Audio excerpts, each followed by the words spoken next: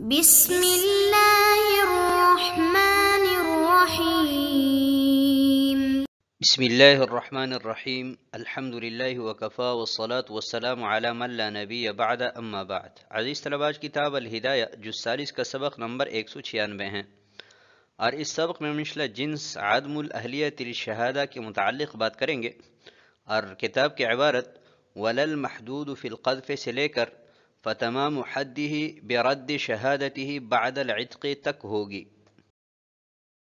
آتے ہیں کتاب کی عبارت کی طرف۔ قال وَلَا الْمَحْدُودِ فِي قَذْفٍ وَإِن تَابَ لِقَوْلِهِ تَعَالَى وَلَا تَقْبَلُوا لَهُمْ شَهَادَةً أَبَدًا وَلِأَنَّهُ مِنْ تَمَامِ الْحَدِّ لِكَوْنِهِ مَانِعًا فَيَبْقَى بَعْدَ التَّوْبَةِ كَأَصْلِهِ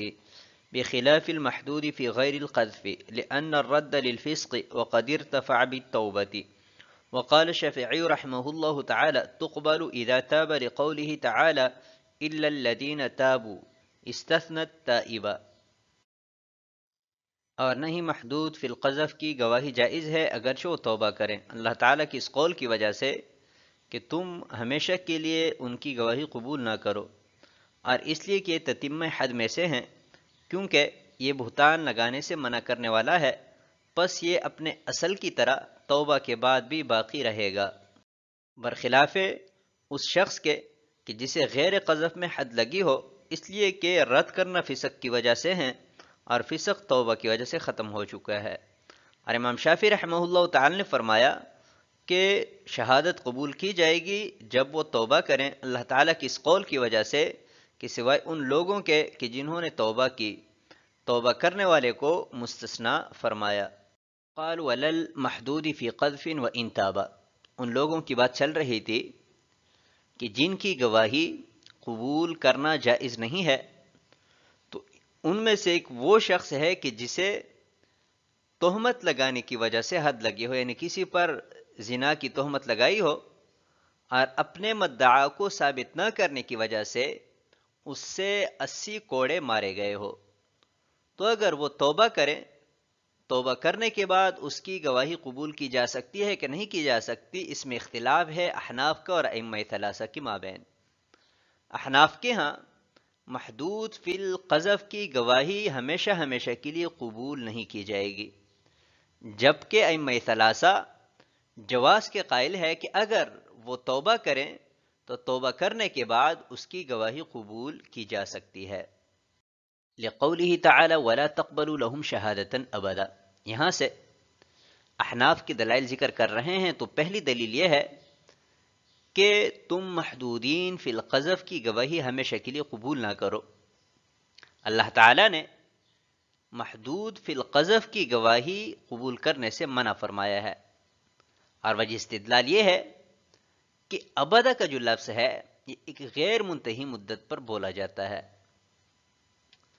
جس سے معلوم ہوا کہ توبہ کرنے سے پہلے، توبہ کرنے کے بعد بہر دو مدت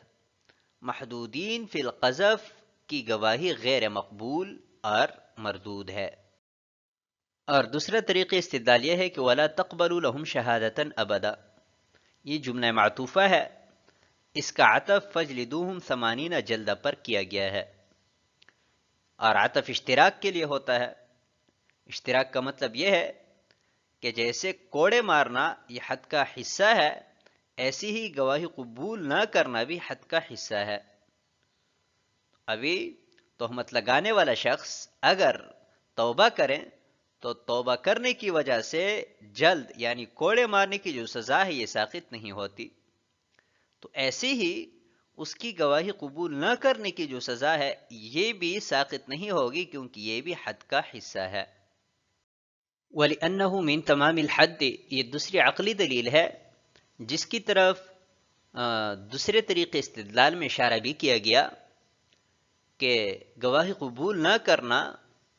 یہ حد کے تتمہ میں سے ہیں، کہ اصل حد تو کوڑے مارنا ہے، لیکن گواہی قبول نہ کرنا یہ اس حد کے تمامیت میں سے ہیں، اس سے حد تام ہو جاتی ہے، کیونکہ حد جرم سے روکنے کے لیے ہے۔ بہتان لگانے والے کو کوڑے اس لیے مارے جا رہے ہیں کہ وہ بہتان لگانے سے رک جائیں، تو جیسے کوڑے مارنے سے وہ بہتان سے رکے گا، ایسی ہی اس کی گواہی قبول نہ کرنا بھی بہتان سے مانع ہے. یعنی اگر اس کی گواہی قبول نہیں کی جائے گی تو یہ بھی ایک سبب ہے تہمت لگانے سے منع کرنے کی.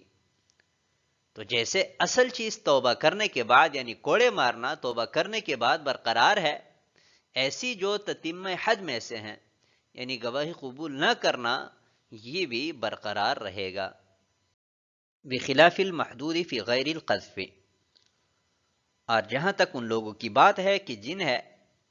بہتان کے علاوہ کسی دوسرے جرم کی وجہ سے حد لگی ہو، مثلا زنا کی وجہ سے یا شراب پینے کی وجہ سے، تو ان کی گواہی احناف کے ہاں توبہ کرنے کے بعد قبول کی جا سکتی ہے. تو محدود فی القذف اور محدود فی غیر القذف میں فرق یہ ہے کہ غیر قذف میں گواہی کا قبول نہ کرنا بوجہ فسق کے ہیں کہ وہ شخص فاسق ہے اور فاسق کی گواہی قبول نہیں کی جاتی. لیکن جب اس نے اپنے اس فسق سے توبہ کی تو توبہ کی وجہ سے فسق ختم ہوا، کیونکہ حدیث شریف میں آتا ہے کہ التائب من الذنب کمن لا ذنب لہ، گویا کہ گناہ کیا ہی نہیں ہے. تو جب مانع اور رکاوٹ ختم ہو گئی تو گواہی قبول کرنے میں کوئی حرج باقی نہیں رہا. اور جہاں تک محدود فی القذف کی بات ہے تو احناف کے ہاں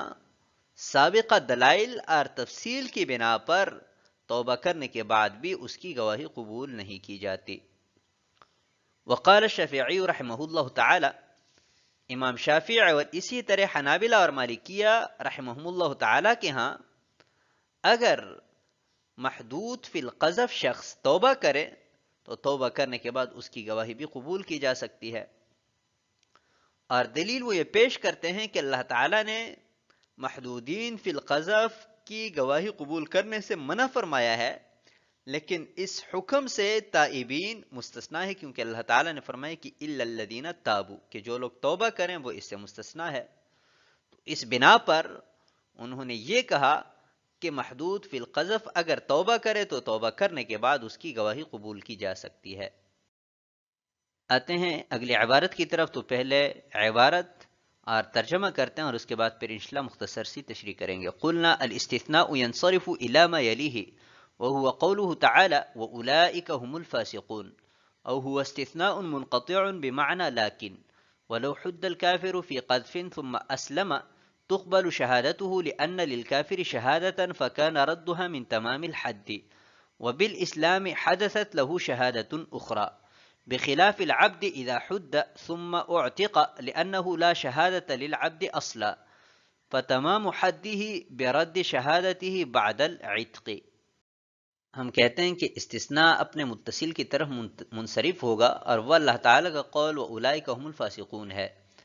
یا وہ بمعنی لیکن استثناء منقطع ہیں. اور اگر کافر کو بہتان کی وجہ سے حد لگائی گئی پھر اسلام لایا تو اس کی گواہی قبول کی جائے گی، اس لیے کہ کافر کو گواہی دینے کا حق حاصل ہے، پس اس کی گواہی کو رد کرنا حد کے تتمہ میں سے ہیں. اور اسلام لانے کی وجہ سے اس کے لیے دوسری نئی گواہی حاصل ہوئی، برخلاف غلام کے کہ جب اسے حد لگائی جائے پھر آزاد کیا جائے، اس لیے کہ سرے سے اس کو گواہی کا حق حاصل نہیں ہے، پس اس کی حد کی تمامیت اس کے آزاد ہونے کے بعد شہادت کے رد کرنے کی وجہ سے ہوگی. قلنا الاستثناء ينصرف الى ما يليه، یہاں سے امام شافعی رحمہ اللہ تعالی کی طرف سے پیش کردہ دلیل کا جواب دیا جا رہا ہے کہ ضابطہ یہ ہے کہ استثناء کا تعلق متصل جملے کے ساتھ ہو. تو یہاں پر جب ہم نے دیکھا تو متصل جملہ وَأُولَئِكَ هُمُ الْفَاسِقُونَ ہے، تو اس استثناء کا مطلب یہ ہوگا کہ جو شخص بہتان باندھے،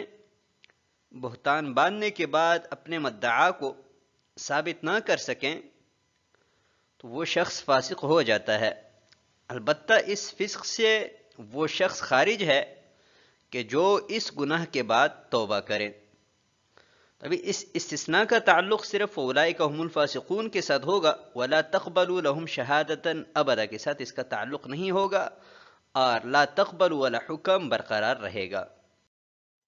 اور دوسری تقریر اس کی یوں ہو سکتی ہے کہ وہ اولئک هم الفاسقون، یہ جملہ مستأنفہ ہے، واو للاستئناف ہے، اور اس سے پہلے والے جو جملے ہیں وہ امر اور نہیں، یعنی جمل انشائیہ ہے۔ تو جملہ خبریہ کا جملہ انشائیہ پر عطف اگرچہ جائز ہے لیکن مستحسن نہیں ہے، تو اس وجہ سے وہ اولئک هم الفاسقون کو ہم نے جملہ مستأنفہ بنایا، اور استثناء کا تعلق صرف وہ اولئک هم الفاسقون کے ساتھ جوڑ دیا۔ او هو استثناء منقطع، یہ دوسرا جواب ہے کہ یہاں پر استثناء منقطع ہے۔ استثناء منقطع کا مطلب یہ ہے کہ الا کے ما بعد کے جملے کا ما قبل جملے کے ساتھ تعلق نہیں ہے، اور الا بمعنی لیکن ہے۔ جملے کا مطلب یہ ہے کہ بہتان باندھنے والے فساق ہے، البتہ جو توبہ کر لے تو وہ فساق کی فہرست سے نکل جائے گا۔ وَلَوْ حُدَّ الْكَافِرُ فِي قَذْفٍ، اس عبارت میں مسئلہ بیان کیا گیا ہے کہ ایک ذمی کافر نے دوسرے پر زنا کی تہمت لگائی، اور اپنے مدعا کو ثابت کرنے سے عاجز آنے کی وجہ سے قاضی صاحب نے اس سے حد قذف لگائی، یعنی کوڑے مارے، اور اس کی گواہی بھی مردود ہے کیونکہ محدود فی القذف ہے۔ تو ابھی حد تام ہو گئی، کوڑے بھی مارے گئے اور اس کی گواہی بھی مردود ہے، لیکن اس کے بعد یہ مسلمان ہوا، تو ابھی مسلمان ہونے کے بعد اس کی گواہی قبول کی جائے گی، کیونکہ اسے ایک نئی گواہی کا حق حاصل ہوا ہے۔ پہلے وہ صرف کافر کے بارے میں گواہی دے سکتا تھا، ابھی مسلمان کے بارے میں بھی گواہی دے سکتا ہے کیونکہ مسلمان ہو چکا ہے۔ تو ابھی ایک نئی گواہی کا حق حاصل ہوا ہے، اس کا سابقہ حد کے ساتھ کوئی تعلق نہیں ہے، سابقہ بہتان کے ساتھ کوئی تعلق نہیں ہے، اس وجہ سے وہ گواہی کا اہل شمار ہوگا اور گواہی دے سکے گا، اگرچہ اسے اسلام لانے سے پہلے حد لگی ہے لیکن وہ حد تام ہو چکی ہے، اس حد کے ساتھ اس گواہی کا کوئی تعلق نہیں ہے۔ بخلاف العبد اذا حد، اس عبارت کو سمجھنے سے پہلے دو باتیں آپ ذہن میں رکھیں۔ پہلی بات یہ کہ غلام یہ گواہی کا اہل نہیں ہے، نہ تو یہ مسلمان کے حق میں گواہی دے سکتا ہے اور نہ ہی کسی کافر کے بارے میں۔ اور دوسری بات یہ کہ جو پہلا ہم بیان بھی کر چکے ہیں کہ حد کے دو حصے ہیں، ایک کوڑے مارنا اور دوسرا حصہ اس کی گواہی کا مردود ہونا۔ کوڑے مارنا یہ اصل ہے اور اس کی گواہی کا مردود ہونا یہ تمامیت حد میں سے ہیں، یعنی اس سے حد تام ہو جاتی ہے۔ اس کے بعد اصل مسئلہ سمجھتے ہیں۔ تو مسئلہ ہے کہ غلام نے کسی شخص پر زنا کی تہمت لگائی، تہمت لگانے کے بعد اس سے ثبوت طلب کیا گیا، تو ثبوت پیش کرنے سے وہ عاجز رہا، تو اس جرم کی وجہ سے قاضی صاحب نے اسے کوڑے مارے۔ کوڑے مارنے کے بعد اسے آزاد کیا گیا، تو کیا بعد الاعتاق اس کی گواہی قبول ہوگی کہ نہیں ہوگی؟ تو فرماتے ہیں کہ اس کی گواہی قبول نہیں ہوگی، کیونکہ تتمہ حد میں سے ہیں۔ حد کا ایک حصہ قبل اعتاق لگا تھا، کوڑے مارے گئے تھے، لیکن وہ شہادت کا اہل نہیں تھا تاکہ اس کی گواہی کو رد کیا جاتا۔ تو اب جب وہ گواہی کا اہل بنا تو ہم اس کی گواہی کو رد کریں گے تاکہ حد تام ہو سکے۔ تو آج کے سبق کو ہم اسی پر ختم کرتے ہیں۔ والسلام علیکم ورحمۃ اللہ وبرکاتہ۔